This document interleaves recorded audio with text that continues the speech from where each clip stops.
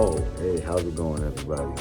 It's Michael Boy. I'm here with Read, Remember, Repeat, and we just want to let you guys know, we could be doing something selfish, things for ourselves, right? But we started a charity, and this is very unselfish on our part because what we want to do is give back to the kids, the youth, the orphanage, the homeless, the people that don't have those new ideas because they're stuck in a revolving door.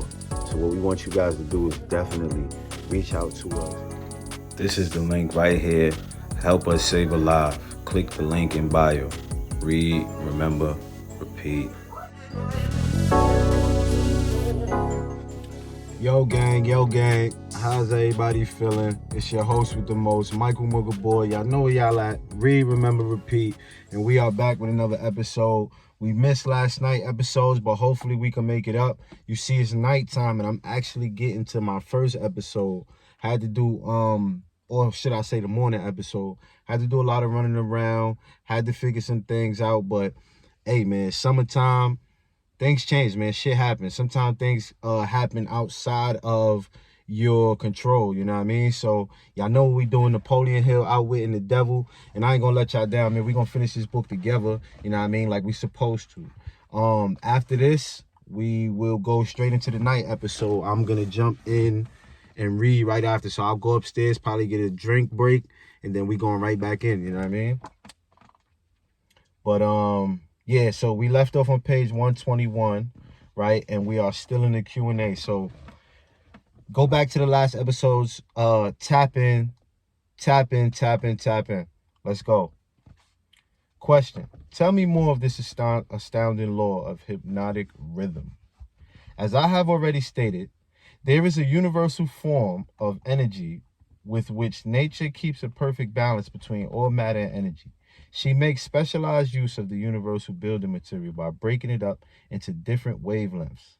The breaking up process is carried on through habit. You will better understand what I'm trying to convey if I compare it with the method by which one learns to play music. At first, the notes are memorized in the mind. Then, they are related to one another through melody and rhythm. By repetition, the melody and rhythm become fixed in the mind. Observe how relentlessly the musician must repeat a tune before he masters it. Through repetition, the musical notes blend and then you have music. Any impulse of thought that the mind repeats over and over through habit forms an organized rhythm. Undesirable habits can be broken. They must be broken before they assume the proportions of rhythm. Are you following me? Yes. Now, answer. Well, to continue, rhythm is the last stage of habit. Any thought or physical movement which is repeated over and over through the principle of habit finally reaches the proportion of rhythm. Then the habit cannot be broken because nature takes it over and over and makes it permanent. It is something like a whirlpool in water. An object may keep floating indefinitely unless it is caught in a whirlpool. Then it is carried around and around, but it cannot escape. The energy with which people think may be compared with water in a river. Dope. So this is the way in which you take control of the minds of people, is it? That was a question. Yes. All I have to do to gain control over any mind is to induce its owner to drift. Question. Am I to understand that the habit of drifting is the major danger through which people lose their prerogative or privilege of thinking their own thoughts and shaping their own earthly destinations? Answer. That and much more. Drifting is also the habit through which I take over their souls after they give up their physical bodies. Question. Then the only way a human being can be saved from eternal annihilation is by maintaining control over his own mind while he is on this earth. Is that true? Answer. You have stated the truth perfectly. Those who control and use their own minds escape my web.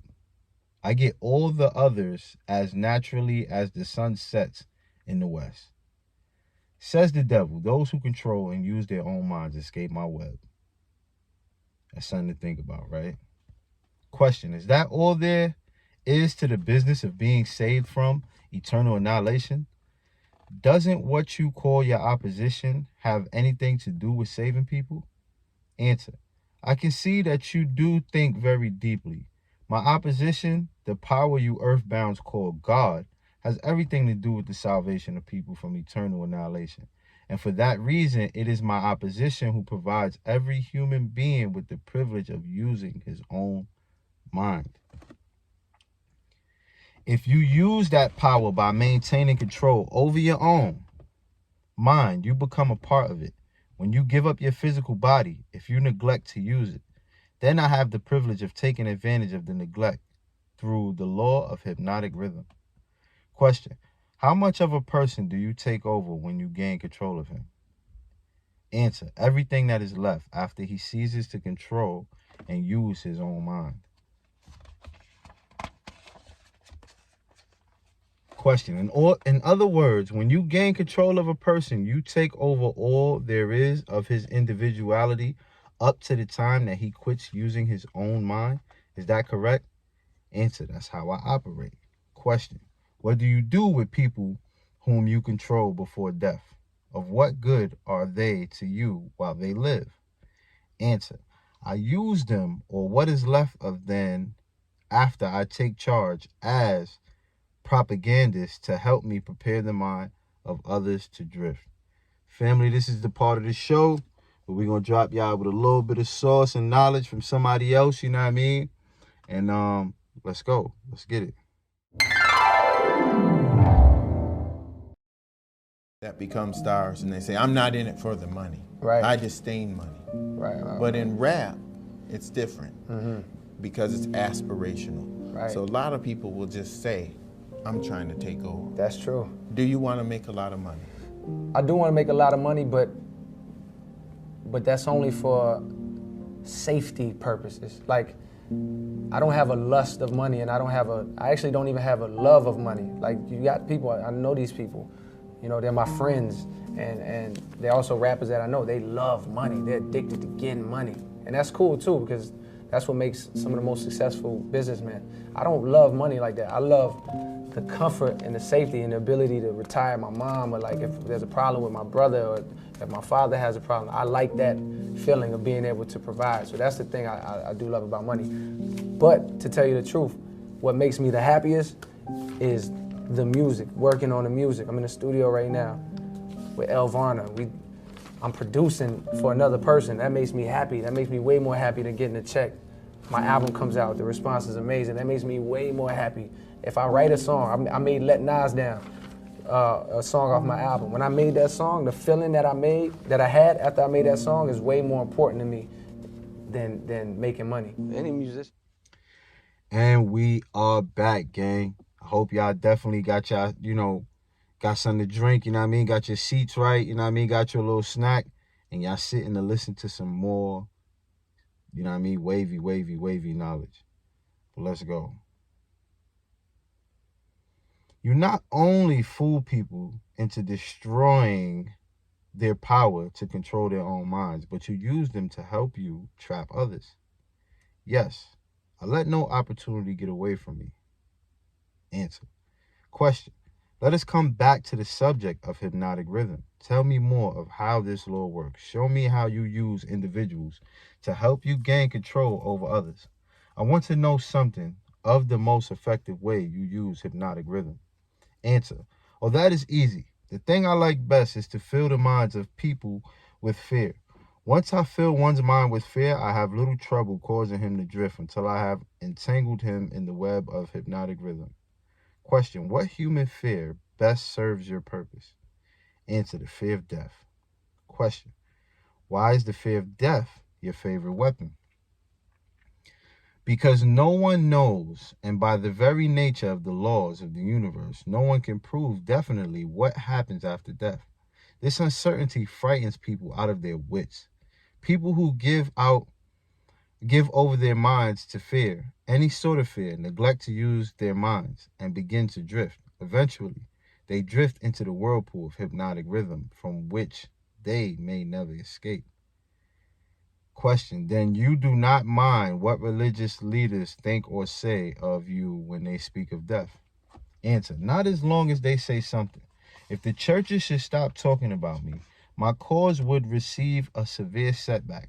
Every attack made against me fixes the fear of me in the minds of all who are influenced by it. You see, opposition is the thing that keeps some people from drifting, providing they do not yield to it. Question, since you claim the church's help instead of hindering your cause, tell me what would give you cause to worry? Answer, my only worry is that someday a real thinker may appear on earth. Question, what would happen if a thinker did appear? Answer, you ask me what would happen. I'll tell you what would happen. People would learn the greatest of all truths, that the time they spend in fearing something would, if reversed, give them all they want in the material world and save them from me after death. Isn't that worth thinking about? So we're going to step back from the Q&A, right? Says the devil, the time people spend in fearing something would, if reversed, give them all they want in the material world and save them from me after death. That's deep, right? I think, right, my own personal thoughts, that if you lived without fear, when death comes, you know what I mean, it'd be a great death. You know what I mean? It wouldn't be a bad, miserable death that you have to, possibly be thinking about or taking that energy with you when you transition to the next life. So I personally believe that if you can live without fear, you'll die a great death. You know what I mean? We can't escape death, but I believe you'll die a great death. Comment, share, like, tell me what y'all got, what y'all want to say at the bottom of this. And yeah, Q&A. Question, what is keeping such a thinker from appearing in the world?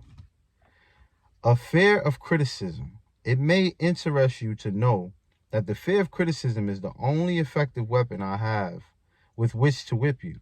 If you were not afraid to publish this confession after you wring it from me, I would lose my earthly kingdom. And if I had surprised you and published it, how long would it be until you lost your kingdom? Answer, just long enough for one generation of children to grow into understanding.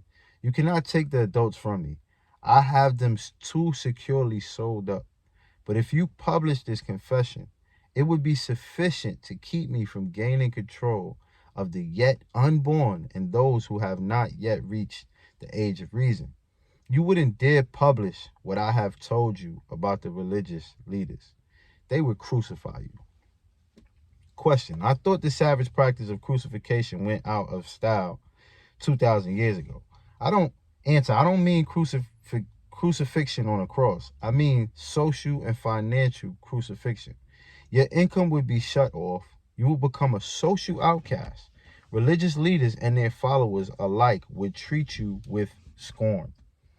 Question, suppose I should choose to throw in my lot with the select few who makes a pretense of using their own minds rather than fear the masses who do not, the masses of whom you claim 98%. Answer, if you have courage enough to do this, you will cramp my style.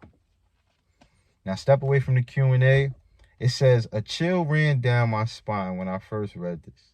Since circumstances did indeed prevent this manuscript, written in 1938, from being published until now, well after Hill's death in 1970, was the delayed publication of the work truly caused by his wife's fear of criticism and concern over the reaction of religious leaders and public school advocates, or was it due to the work of the devil himself?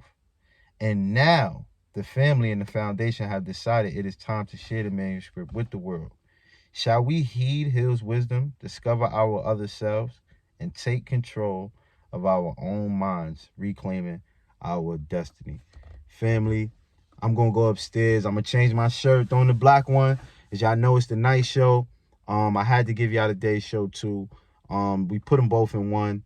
Right your comments down in the, below.